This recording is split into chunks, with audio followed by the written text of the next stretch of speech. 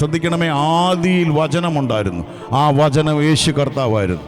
അതുകൊണ്ടാണ് പറയുന്നത് വചനം ജഡമായി തീർന്നു. Word became flesh and dwelt among us with grace and truth. ദൈവത്തെ ആസ്വദിച്ചാട്ട്.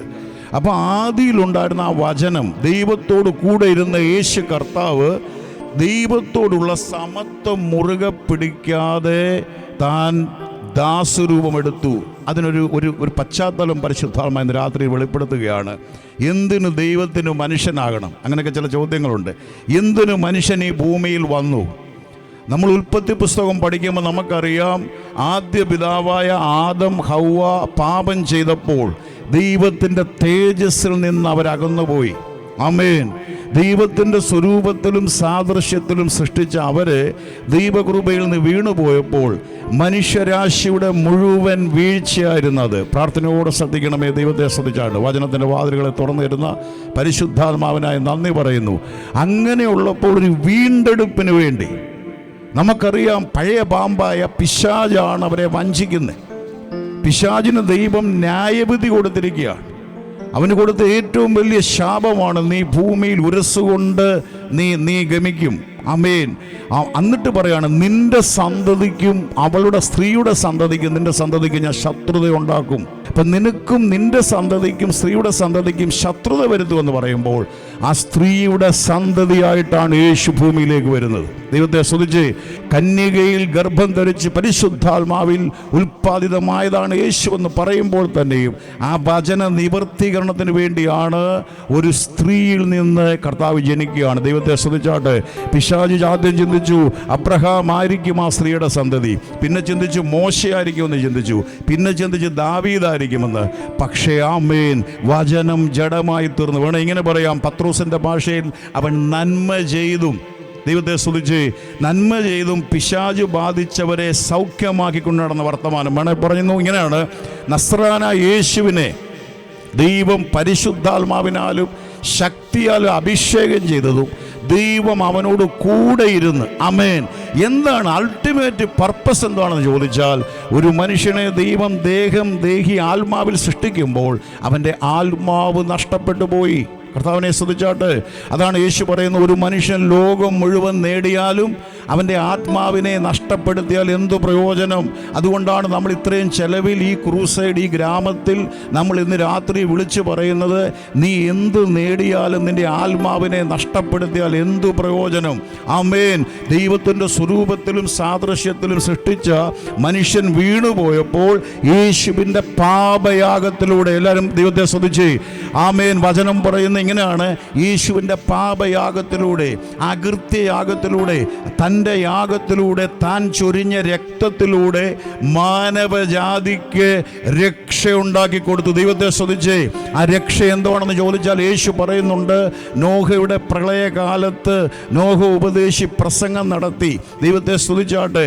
എന്നാൽ ആമേൻ, അവിടെ ആ സുവിശേഷം ആരും അനുസരിച്ചില്ല. ഞാൻ ദൈവത്തെ മഹത്വപ്പെടുത്തുന്നു. എന്നാൽ നിങ്ങൾ ശ്രദ്ധിക്കണം, ദൈവം അന്ന് ജലപ്രളയത്താൽ ഒരു ന്യായവിധി ദൈവം ആ ദേശത്തയക്കുകയാണ്. എന്നാൽ നോഹയും കുടുംബവും മാത്രമേ രക്ഷപ്പെട്ടുള്ളൂ. 2018 വെള്ളപ്പൊക്കമൊക്കെ നമുക്കറിയാമായിരുന്നു. ദൈവത്തെ സ്തുതിച്ചാട്ട്. എന്നാൽ ഇന്ന് പരിശുദ്ധാത്മാവ് വളരെ വ്യക്തമായി പറയുവാണ്, ആ യേശുവിൻ്റെ വലിയ സ്നേഹമാണ് നിങ്ങളെയും എന്നെയും തേടി ഈ താണഭൂമിയിൽ വന്നത്. ആ ദൈവരൂപത്തിലിരുന്നവൻ, വചനം ഇങ്ങനെ പറഞ്ഞ, അവൻ അദൃശ്യനായ ദൈവത്തിൻ്റെ പ്രതിമയും സർവ സൃഷ്ടിക്കും ആദ്യജാതൻ.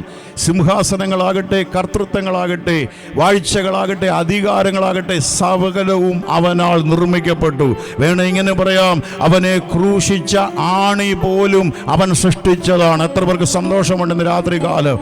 അങ്ങനാണെങ്കിൽ സകലത്തിൻ്റെയും സൃഷ്ടിതാവായി ആമേൻ. സദൃശ്യവാക്കി ഇങ്ങനെ പറയുന്നത്, ഭൂമിക്ക് വൃത്തം വരച്ചപ്പോൾ അവൻ പിതാവിനോടുകൂടെ ഉണ്ടായിരുന്നു. ദൈവസ്വരൂപത്തിലിരുന്നവൻ, അത്ഭുത മന്ത്രിയായിരുന്നവൻ, വീരനായ ദൈവമായിരുന്ന അതേ കർത്താവ് കർത്താവ് താൻ ഗദസമന തോട്ടം മുതൽ കാൽവറി മല വരെ ഓരോ തുള്ളി രക്തം ഒഴുക്കിയത് വലിയൊരു രക്ഷയ്ക്ക് വേണ്ടിയാണ്. ദൈവത്തെ സ്തുതിച്ചാട്ട്. ആമേൻ. പിശാചിനാൽ തകർക്കപ്പെട്ട, പിശാചിനാൽ നഷ്ടപ്പെട്ട വലിയൊരു ജനത്തെ വീണ്ടെടുക്കാൻ ദൈവത്തെ സ്തുതിച്ചാട്ടെ. ഇതിന് യാതൊരു പാപ പരിഹാരത്തിന് നിങ്ങൾ ശ്രദ്ധിച്ചോണം. നിങ്ങൾ ഇന്ന് ഈ ഭൂമിയിൽ നിന്ന് ഞങ്ങളുടെ ഓൺലൈനിൽ ശ്രദ്ധിക്കുന്നവർ അവർക്ക് വേണ്ടി എല്ലാ ലോകത്തിനു വേണ്ടി ഞാൻ ഈ സുവിശേഷം പറയുകയാണ്. നമ്മുടെ കർമ്മങ്ങളോ നമ്മുടെ പ്രവൃത്തികളോ ഒന്നും നിത്യമായൊരു ലോകത്തിൽ വേണമെങ്കിൽ ഇങ്ങനെ പറയാം, നാം മരിച്ചടക്കപ്പെട്ട് കഴിഞ്ഞാൽ ആത്മാവിന് കോടാനുകൂടി വർഷം ജീവിക്കാനുള്ള ഓഫറാണ് യേശു ചെയ്യുന്ന രക്ഷ. അതിന് യാതൊരു പ്രതിഫലവും ദൈവം പറയുന്നില്ല. ദൈവത്തെ ശ്രദ്ധിച്ചാട്ട്. അതിന് വേറെ ഒന്നുമില്ല. പുത്രന്റെ രക്തമാണ് അതിന് പാപപരിഹാരം. യോഹന്നാൻ പറയുവാണ്, അവന്റെ പുത്രന്റെ രക്തം സകല പാപവും പോക്കി ശുദ്ധീകരിക്കുന്നു. പഴയ നിയമകാലങ്ങളിൽ തൂങ്ങി മരണം, പ്രത്യേകിച്ച് മരത്തിൽ തൂങ്ങുക എന്ന് പറഞ്ഞാൽ ശപിക്കപ്പെടണം എന്നുള്ളൊരു അനുഭവമാണ്. അതായത് നിങ്ങൾക്കറിയാം, കർത്താവിനെ ആ ക്രൂശിക്കാനായിട്ട് പോകുമ്പോൾ കുറേനക്കാരൻ ശീമോൻ ആ ക്രൂശ് താങ്ങുകയാണ്. ദൈവത്തെ ശ്രദ്ധിച്ചാട്ട്. ഞാൻ എൻ്റെ ചെറുപ്പകാലങ്ങളിൽ ചിന്തിച്ചത്, കർത്താവിൻ്റെ അവസ്ഥ കണ്ട് ഇവൻ പോയി താങ്ങുക അല്ല. നിങ്ങൾ മനസ്സിലാക്കണം, അവനെ നിർബന്ധിച്ചാണ് ഇത് എടുക്കുന്നത്. യഹൂദൻ ഇത് നിഷിദ്ധമാണ്. ക്രൂശിനെ അവൻ നിഷിദ്ധമായിട്ടാണ് കാണുന്നത്. അത് ശാപത്തിനുള്ളതാണ്. കാരണം മരത്തിൽ തൂങ്ങുന്നവൻ ശപിക്കപ്പെടണമെന്ന് എഴുതിയിരിക്കുന്ന പോലെ ആ ശാപമായ സ്ഥാനത്ത് ആ ക്രൂശിനെ അവൻ ചുമ്മി. അതിൻ്റെ പ്രതിഫലം നമ്മൾ വേദപുസ്തകം വായിക്കുമ്പോൾ നമുക്കറിയാം. അവൻ്റെ സന്തതികൾ അലക്സാണ്ടർ രൂഫോസ്, മന്ത്രിയും ഗവർണറും എന്ന് പറഞ്ഞാൽ ഇന്ന് രാത്രി ഞാൻ പറയാം, ആ രക്തം പുള്ളിക്ക് സ്വീകരിക്കാൻ അറിയത്തില്ലായിരുന്നു ശീമോന്. പക്ഷേ അവൻ്റെ ദേഹത്ത് ആ രക്തം സ്പർശിച്ചപ്പോൾ ഞാൻ വിശ്വസിക്കുന്നു ആ ശാപം പൊട്ടിമാറി.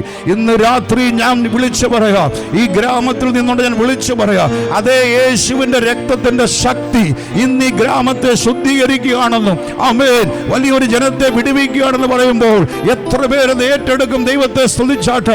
അങ്ങനെ ശാപമെന്ന് ചിന്തിക്കുന്ന ആ സ്ഥലത്ത് യേശുവിൻ്റെ മരണം കഴിഞ്ഞ് 50-ാം ദിവസം മാളിക മുറിയിൽ പരിശുദ്ധാത്മാവിൻ്റെ ശക്തി പ്രാപിച്ചിട്ട് പത്രോസ് നിന്ന് പ്രസംഗിക്കുമ്പോൾ നിങ്ങൾ ചിന്തിച്ചു നോക്കി, ആരെങ്കിലും അംഗീകരിക്കുമോ? പ്രത്യേകിച്ച് മരത്തിൽ തൂങ്ങുന്ന യഹൂദനെ സംബന്ധിച്ച് അത് ശാപമാണ്. ആരും അംഗീകരിക്കുന്നതല്ല. പക്ഷെ അതിൻ്റെ നടുവിലാണ് 3000 പേര് ഹൃദയത്തിൽ കുത്തുകൊള്ളുകൊണ്ട്, സഹോദരന്മാരെ, പുരുഷന്മാരെ, ഞങ്ങൾ രക്ഷ പ്രാപിക്കാൻ എന്ത് ചെയ്യണമെന്ന് അതിൻ്റെ നടുവിൽ പത്രോസ് വിളിച്ചു പറയുക, നോക്കിയേ, സകല മാനവജാതിയുടെ നടുവിൽ ആകാശത്തിൻ്റെ കീഴെ ഭൂമിക്ക് മീതെ രക്ഷിക്കപ്പെടാൻ നിന്റെ ആത്മാവിൻ്റെ രക്ഷയ്ക്ക് വേറൊരു നാമം നൽകപ്പെട്ടിട്ടില്ല. ആ നാമമത്രേ യേശുവിൻ്റെ നാമം. കരമടിച്ച നാമം ഉയർത്തിക്കാട്ട്. ഇന്ന് രാത്രി ഈ ഗ്രാമത്തിൽ, ഈ മണപ്പള്ളിയിൽ അതേ നാമം ഉയർത്തിക്കാട്ടെ.